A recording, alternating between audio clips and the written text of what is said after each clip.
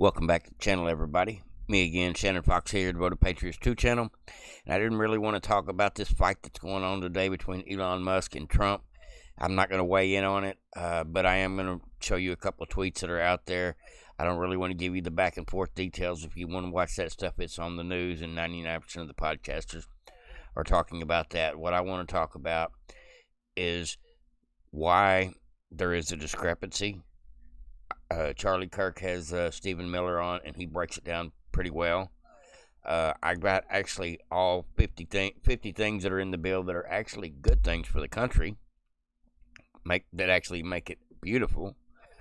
And I'm going to go through that list as quick as I can for you here directly. But I don't want to say too much. I think this thing has gone off the rails. I think Elon Musk should have called Trump. And if that didn't work, I don't know what getting on Twitter and blasting each other has done, but it's done turned ugly. Elon Musk sounds like he's calling for impeachment. Trump threatened to dismantle his space program and everything else by just canceling contracts. It's gotten ugly fast. Today, Twitter has blown up like I've never seen it. Hundreds of millions of views on these back and forth between Trump and Elon and several other people, but mostly Trump and Elon. You're welcome to go down that road. Go on over to the Gateway Pundit, and you can see all the back and forth, the tit for tat, tweet versus truth, back and forth all day long. Trump had a press conference today, said a few words in it about Elon, and I honestly support them both. I hate to see this happening. I don't like the way that Trump I don't like the way that Trump put it out there for Elon to be the bad guy here, because I don't think there is a bad guy, and I don't think it was right for Elon to put it out there, this crap about the Epstein list on Trump. That's just vindictive natured BS. So obviously they've had a real big falling out today, and I don't think there's no going back at this point as far as the friendship goes. But I do hope that the end result for the American people is the Senate gets this bill cleaned up. And it'd be nice to get the Epstein list too. And I wholeheartedly believe that Trump is not on the Epstein files, and that is not why the Epstein files haven't come out. I don't think it has anything to do with Trump. Trump's actions towards Jeffrey Epstein more than once have been, he's shown, when he had him kicked out of his club, he's shown that he doesn't prefer those kind of people. But being who Jeffrey Epstein was, being who Trump was, it was obvious they were going to run in the same circles around politicians and billionaires and big parties and fundraisers and things of that nature. So I think Trump doesn't have to even explain himself on that one, but they're both taking cheap shots at this point. And I will say this: Elon's stance is principled because he's trying to save the budget, the deficit, the country, the economy on a long term. Trump's stance is practical. Fix it now, do what we can with what we can. Build this 10-year plan to spend more, but to grow it while we're spending, so that way we can catch up at one point. That's his logic. Well, the techs need Republicans for the present day. The Republicans need the techs for the future. Drop the tax cuts, cut some pork, get the bill through, the end. I thought that was actually one of the better tweets I read today. I read a lot of people getting into this, getting nasty and mean with their opinions. I'm trying not to have an opinion yet. I just want to see this thing unfold in such a way that that our country benefits from it. And I don't know how that's going to happen. I think Elon and Trump were a great team. But as of now, we are just trying to figure out what the hell is going to happen from one minute to the next. Yeah, it said, in light of the president's statement about cancellation of government contracts, SpaceX will begin decommissioning its Dragon spacecraft immediately. That was the last tweet that I seen that was out there. It's just bad stuff, folks. I hate to see it. I really do. I didn't really want to get into this, but I don't feel like I really have a choice. There's no two ways about it. It needs to be discussed. I hate it too. Now, let's see here. The last one. Now, I'm going to show you part of a video here in a minute. This is a Charlie Kirk video, and I've got it reposted on my channel. So if you come over to my channel and you want to watch the full thing, you're surely welcome to. I'm not going to play you the full thing. But let's go ahead and get into the next clip, and then we'll come back to that. It's Stephen Miller's interview explaining this thing, this monstrosity. Now, I agree the bill is too big, but I agree that there's a lot in the bill that we absolutely have to get done immediately. Now, Charlie Kirk went to the trouble of actually naming 50 things that we are actually wins in the big, beautiful bill that the media is mostly ignoring. All right, we're going to go through them quick, folks, and I have this list reposted on my channel as well if you want to go back and check it out. No tax on tips. That's bartenders, servers, people in the bellhops. Bellhops, anybody in the service industry. Number 2, made Trump tax cuts permanent. That's the ones that they have to deal with immediately. That's actually one of the main expenses part of the bill. Child tax credit raised to $2,500. That's good. Overtime pay, tax-free. Work hard, actually keep more. Overtime pay, tax-free. I love it. $1.6 trillion in spending cuts. The largest rollback in government bloat in U.S. history. That was money they clawed back. Work requirements for welfare. Able-bodied people got to get off the couch. Deporting 1 million illegal immigrants per year. No more catch and release. And that's going to be expensive. Build the wall, finish the wall. 701 miles of serious border protection. Massive. 701 miles. Awesome. 910,000 new ICE agents, law and order at the border. Huge. That's a lot of employees. Almost 1 million employees. All right, number 10. Oh, not. I'm wrong. It's 10,000 new ICE agents. I'm looking at the number 9. 10,000 new ICE agents. All right, folks. Let me scrunch me down over here in the corner a little bit. See, y'all maybe see this too. Hair sticking up on top. Got my mohawk going today. All right, folks. Eliminates Medicaid for illegals. That's awesome. American benefits for Americans. That should have never even been available. Trump savings account for kids. Slashes in IRS spending. No more 87,000 new agents. Green New Deal defunded. Energy production unleashed. Drill, baby, drill. Fracking as well. Tariff on Chinese-built ships to protect American shipbuilders. Buy American, build American, required on all infrastructure projects. That's a good one. Estate tax protection expanded.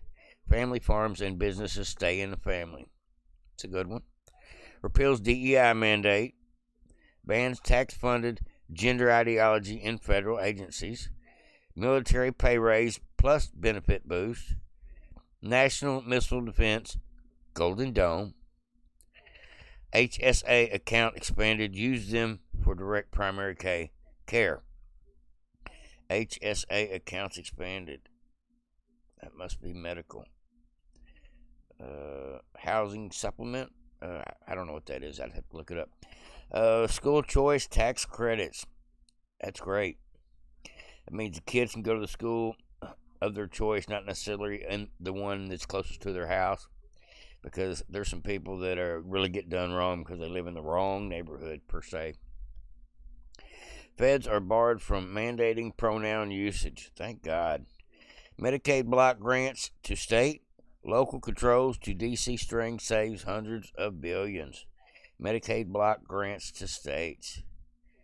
So they're going to start being a little more scrutinizing with the Medicaid system and just giving the states the boondoggle amount of money. They're going to actually scrutinize it case by case and basically take it to a federal level instead of a state level when it comes to dealing with it, which will be a better system. Revives apprenticeship programs. Colleges not required to succeed. So revives apprenticeship programs. That's a good one. 27%, 27.1% of exports must be shipped under U.S. flag. Okay. 28. Mandates voter ID for federal elections. Yeah, that's a good one right there.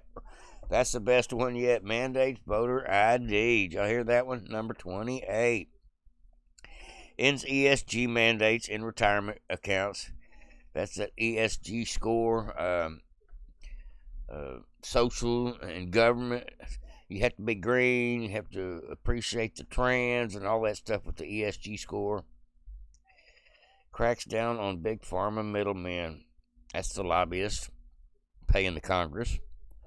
Bans drag shows for kids at federally funded venues. Should just ban drag shows for kids altogether. Fires the climate cult from federal boards. Good deal. Veterans get priority housing access. Thank God. Take care of the veterans. Tax credit for buying American-made vehicles.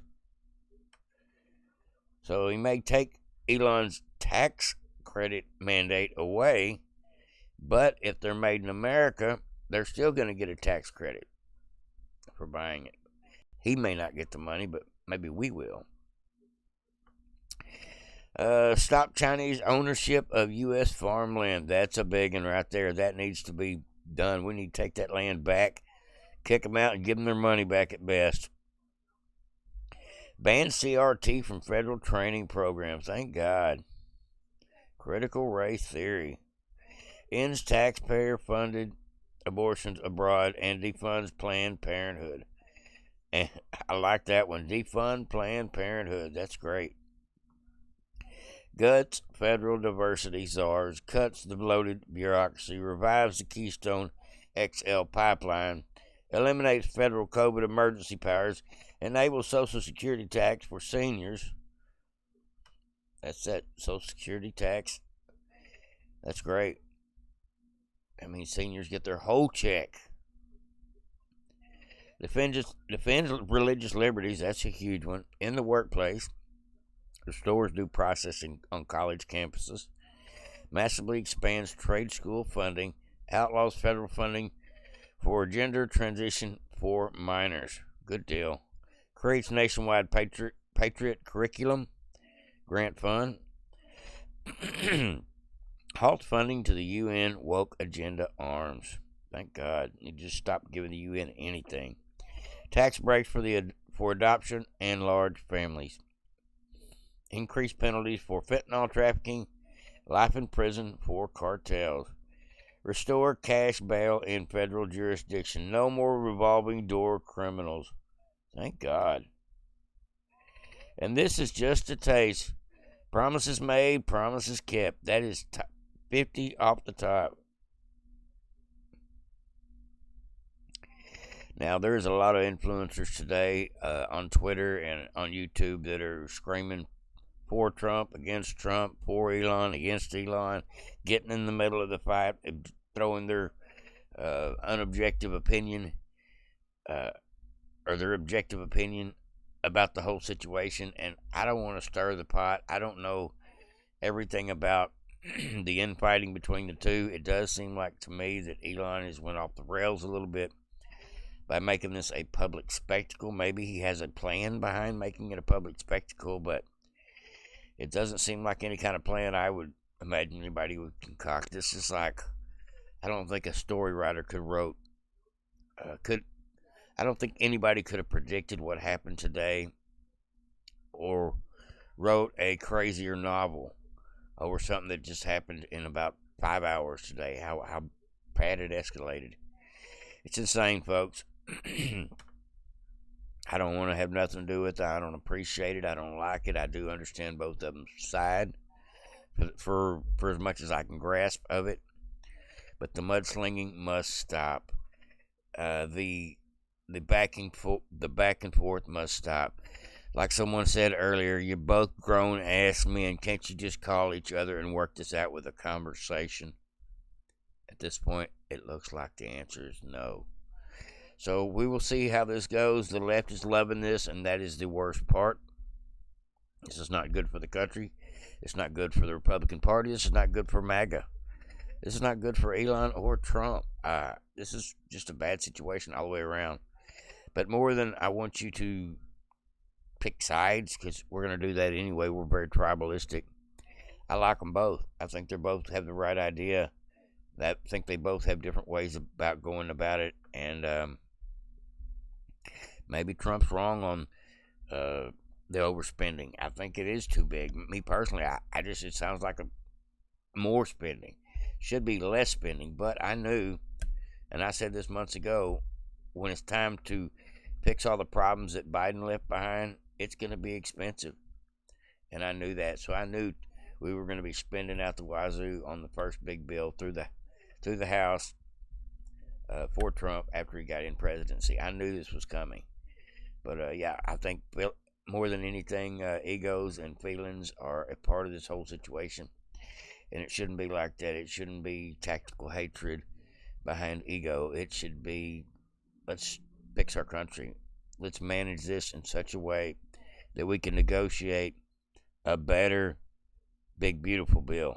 Maybe slim it down a little bit. Maybe what Elon's doing is trying to light a fire under people's ass on Twitter to activate the Senate to cut a lot out of this bill. I think that would make him happy at this point. But all in all, I think that would make us all happy. None of us are happy with this bill at this point. But it does got a lot of the good stuff in it that we need, including border security. But let's go ahead and listen to a little bit of Stephen Miller's take on Charlie Kirk's show as to what's really going on with the whole package. A lot of people don't realize the only way we're going to get a lot of this stuff through is in this reconciliation package. Otherwise, a lot of this stuff takes a 60-vote threshold. That's why this bill has to be so big, is what Stephen Miller is basically saying. All right, here we go. Congratulate you, Charlie, on your extraordinary success. You've been such a critical element of the success of the MAGA movement, building this durable framework for populist governance. And so I hope your audience appreciates how much we appreciate you. Well, thank you, Stephen. And we have reciprocal respect here. And I hope everyone in the audience understands that Stephen in the White House every single day is holding down the anchor of the populist nationalist MAGA movement. Every single day, Stephen Miller is in the meetings. He is talking about more deportations. He is going through the entire list of what did we campaign on, what did we promise, and are we delivering it? And you deserve a ton of credit there. Stephen, we have some time, and I want to build momentum behind this big, beautiful bill, because I think some people are losing the profundity and the significance of what this bill will actually accomplish. What is, in your opinion, the legislative history, the historical significance behind this bill, and what does it mean for the conservative project more broadly? Yes, it's such an excellent question. And let me start, for your audience that doesn't know me as well, just a little bit, and I normally wouldn't do this, but a little bit of extra context on myself. I started working in the conservative movement, like you, Charlie, when I was still a kid. I was in high school. Went to war with my administration and teachers at Santa Monica Public High School over radical left-wing indoctrination. Carried on the fight at Duke University. Fought relentlessly to defend the innocence of the Duke lacrosse players. My first boss on Capitol Hill was Michelle Bachmann, Minnesota. We were Tea Party before there was a Tea Party. I spent my entire adult life in this movement. In the summer of 2015, I started working for President Trump, recognizing instantly that this was the man who was going to finally be able to create a winning formula for populist, nationalist, conservative governance, that he was going to be our antidote to the corruption, to the failures, to the sinister machinations of our failed elites and the ruling class, which is why they spent 10 years trying to destroy him. Mm-hmm. That's what brings us to this moment. I have waited my entire life, and if I was older, I would say I've been waiting for 100 years, because there's never been a bill like this bill since there has been a conservative movement.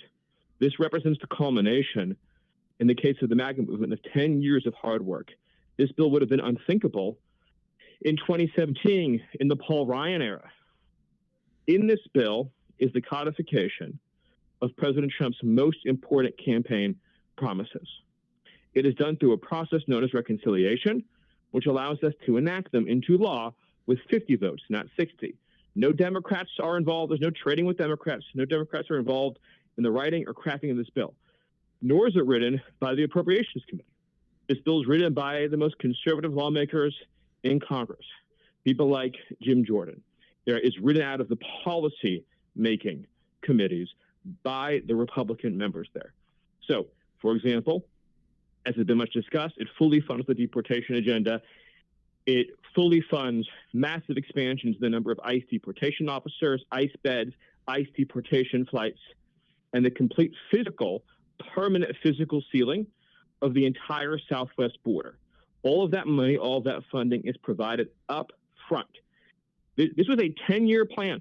In other words, going back to 2017, when Paul Ryan didn't give us the money for the immigration project, for 10 years, we thought, given the chance to do it again, we would put all of the immigration money in the first bill out of the chute up front. That's what this bill does. And also significant additional changes to the administration of our immigration system. For example, there's language in here cracking down on nationwide injunctions. There's language in here raising the fees on foreigners coming to our country so that we can protect the American taxpayer. There's language in here expanding the mission of the Defense Department to seal and protect the U.S. border. And I could go on. Of course, the bill also includes in it every single tax promise that President Trump made on the campaign trail, but in particular, the populist tax promises to forge that deep alliance with the working class of this country. No tax on tips, no tax on Social Security, no tax on overtime. Look, if Ronald Reagan had just done no tax on tips, they'd still be giving speeches about it today at the Reagan Library. That's true. They'd have a whole week at the Reagan Library just devoted to that time that Ronald Reagan did no tax on tips. There'd be whole statues. There'd be museum displays. They'd have entire industries built off of just telling the story of the time Reagan did no tax on tips. Isn't that right, Charlie? No, without a doubt. I mean, that alone is it's such a major political accomplishment. The Senate passes a ceremonial 100-0. Everyone agrees on no tax on tips, and no one has delivered it. So, Stephen, our audience wants more deportations. Our audience wants to see the campaign promise and campaign mandate fulfilled. How will this bill allow us to have permanent border security, fully finance the wall, and allow us to take our sovereignty in our country back? Yeah, so in terms of the defense and the saving of Western civilization, this bill is a now or never moment. For those who say, well, split it up into a bunch of different bills, you should understand what that would mean. First, it would immediately change it from a 50-vote threshold to a 60-vote threshold. I'm not here to justify. This is actually, I thought this was actually the very best part of the entire video as far as explanation. Or explain Senate rules. I'm here to tell you reality. And the reality is, under the rules of the Senate, you split it up. Each individual provision that is now included in the big, beautiful bill that passes with 50 votes would require a 60-vote threshold, which would mean none of them would be enacted into law, but particularly the immigration provisions. Furthermore, not all members, I don't want to be too specific here, but not all members of the Republican Party have the same view about all of these issues. By including the immigration language, with the tax cuts, with the welfare reform, it creates a coalition. Politics is all about coalitions. So it creates a coalition across the Republican Party to enact this legislation into law, again, which is 50 votes. The three major constraints on deportations are personnel, prisons and planes. Personnel, prisons, and planes. ICE prisons, also known as ICE beds, ICE detention centers, ICE officers, personnel, planes, deportation planes. So, like the most fundamental level, this bill is the largest ever increase in those three categories. Just on the point about ICE officers, as an example. So, ICE was created after 9/11 to secure immigration system. There's at least. Folks, if you want to watch the full interview, it's over here on my Devoted Patriots 2 X channel. It's one of the many reposts I have over here, easy to find, probably 2 or 3 down. You'll find it. It was a Charlie Kirk show episode from Real America's Voice, but I reposted it. That's what I got for you today, folks. Just trying to give you not too much opinion about what's going on. Like everybody else, I don't want to stir the pot. This breaks my heart. I think this is sad. I think that Trump and Elon both have good points. And I just wish that there was a better answer than fighting about it on Twitter. That's what I got for you today, folks. Like, subscribe, and share. Over and out.